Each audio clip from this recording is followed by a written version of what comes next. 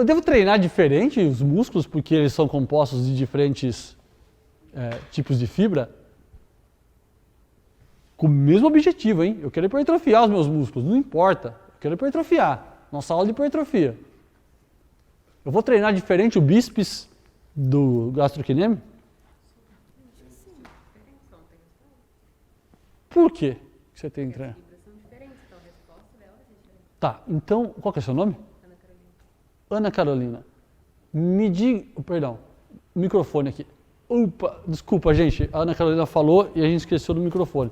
Eu vou pedir pro meu microfoneiro ficar mais atento aqui. Márcio, deixa... Daqui a pouco a gente faz ela. Isso.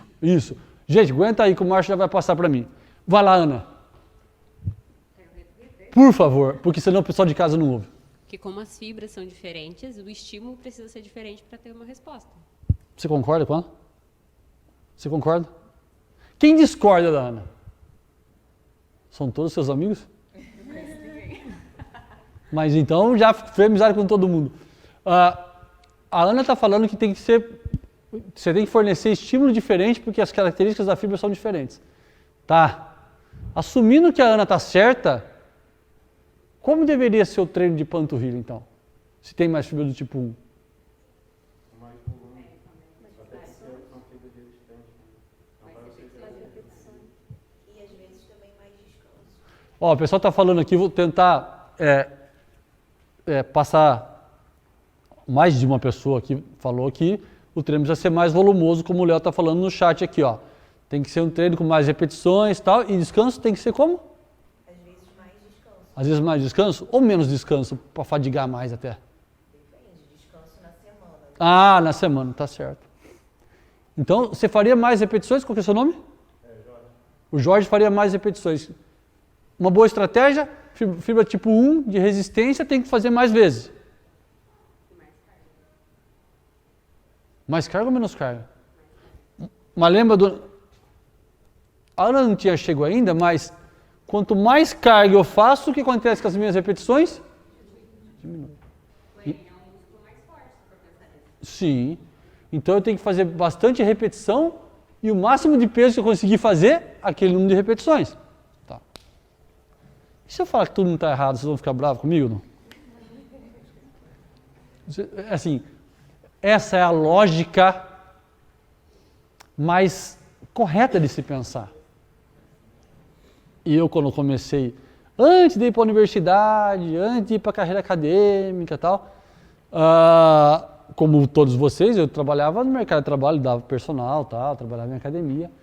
E a primeira coisa que eu aprendi quando fui fazer estágio numa sala de musculação, o cara me chamou no canto e falou assim, ó, Cleiton, você vai começar hoje e tal, dá uma olhada nesse treino aqui, ó. Isso aqui é uma ficha do iniciante.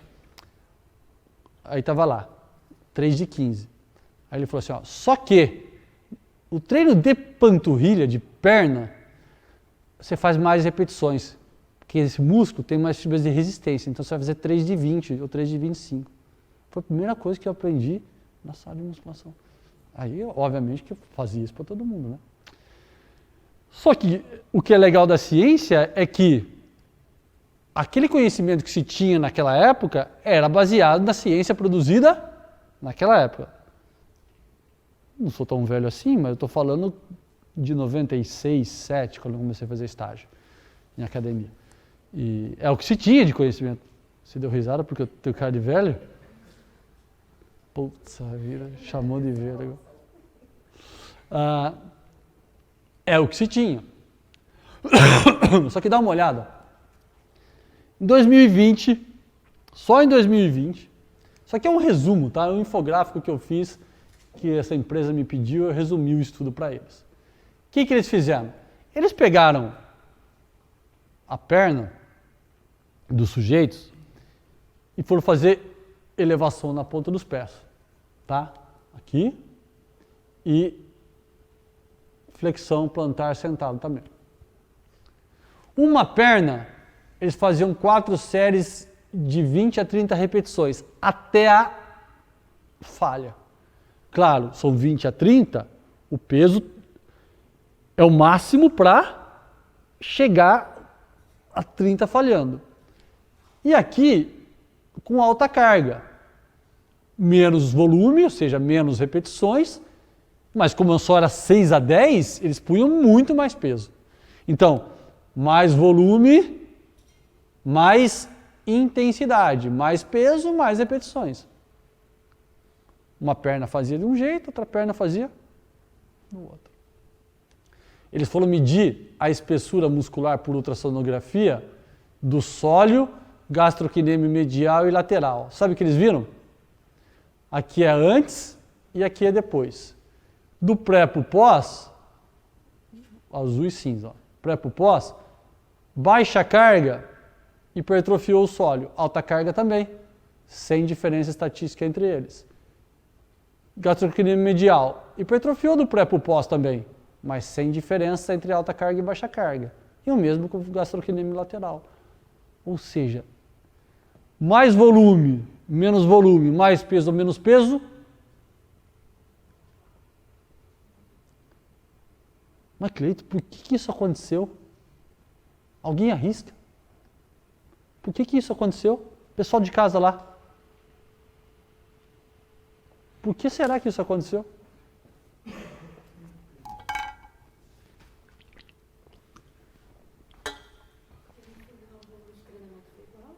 Por quê? O volume de treinamento no final foi igual para os dois?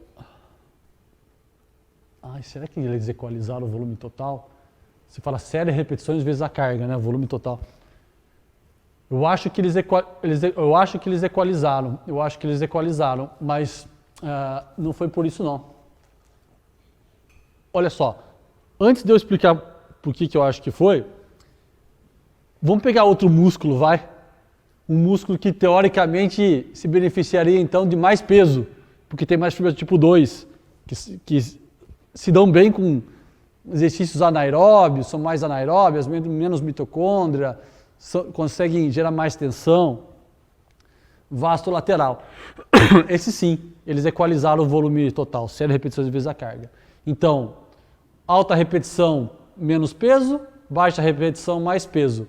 Fibra tipo 1, do pré para o pós, aumentou para o high e para o low repetition, do pré para o pós, sem diferença entre eles. Fibra tipo 2, mesma coisa.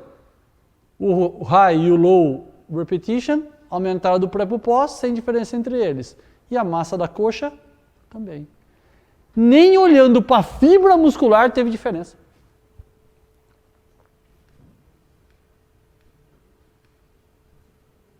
Deixa eu ir lá no negócio para explicar para vocês. Calma lá, espera aí.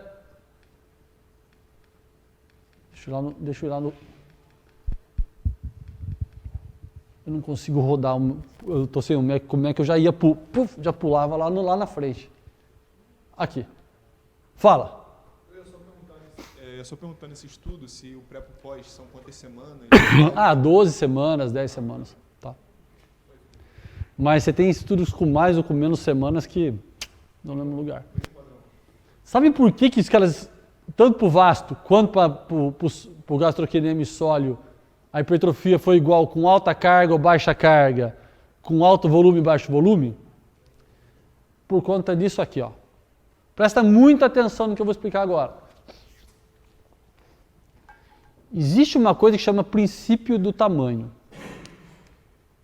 aplicado ao recrutamento de unidades motoras. Então vamos lá. Essa é a unidade motora do tipo 1, essa 2A e essa 2X. Por quê? Porque esse neurônio inerva a fibra do tipo 1, esse neurônio inerva a fibra do tipo 2A e esse neurônio fibra do tipo 2X. Uma unidade do tipo 1, elas são muito resistentes à fadiga, elas ficam um tempão lá contraindo, só que a tensão gerada é mequetrefe. Uma fibra 2X gera uma baita tensão, só que elas se fadigam rapidinho. E a 2A, intermediária. Quando eu começo a fazer exercício, eu recruto que unidade motora? Primeiro, 1, 2A ou 2X? Vou levantar esse peso aqui, ó. Qual fibra muscular eu estou solicitando primeiro? 1, 2A ou 2X? A gente começa sempre pelas menores unidades motoras que inervam poucas fibras. Então, se eu tiver que levantar isso aqui, ó, eu vou recrutar pouquinhas unidades motoras. E as do tipo 1. Se eu tiver que levantar isso aqui, mais unidade motora 1 e talvez, como eu sou fraquinho, 2A. E se eu tiver que levantar, essa mesa aqui, com as duas sentadas em cima, não vou conseguir. Com as duas sentadas aqui, é porque eu sou fraco, não porque vocês pesam muito. Eu vou ter que fazer muita força e talvez eu recrute 1, depois 2A e até as 2X. Então essas são as últimas a serem recrutadas. Isso é o princípio do tamanho. Essas unidades motoras do tipo 1, elas têm um limiar de excitabilidade muito pequeno. Qualquer estímulozinho neural que está chegando nela é o suficiente para que ela seja acionada. Eu só vou chegar nessas maiores quando a resistência externa a ser vencida é bastante alta. Vocês devem estar falando assim, Cleiton, então, peraí. Então aquele que levanta mais peso vai recrutar mais fibra, certo? Porque se ele levanta mais peso, ele vai conseguir recrutar essas e essas também. Se eu levantar um peso mequetrefe, eu vou ficar nisso aqui. Em partes isso está certo. Em partes isso está certo. Quando eu levanto muito peso, eu tenho uma exigência de força maior, eu tenho que recrutar todas as unidades motoras que o meu sistema nervoso central é capaz. Num esforço máximo, vou levantar um peso uma vez. Eu tenho que recrutar todo mundo. 1, depois 2A, depois 2X. Só que existem estudos mais recentes que mostram que é possível recrutar essas unidades motoras sem necessariamente levantar muito peso, desde que eu gere fadiga nas minhas fibras musculares. Por exemplo,